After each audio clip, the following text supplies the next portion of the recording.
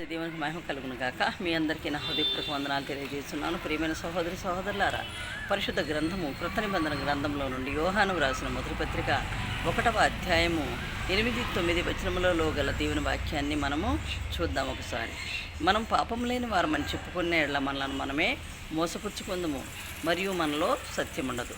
9వ వచనంలో చూసినట్లయితే, మన పాపములను మనం ఒప్పుకునే ఎడల ఆయన నమ్మదగిన వాడును నీతిమంతుడును గనుక ఆయన మన సమస్త పాపములను క్షమించి సమస్త దుర్నీతి నుండి కూడా మనలను పవిత్రులనుగా చేయగల దేవుడు. దేవునికి స్తోత్రం కలుగును గాక.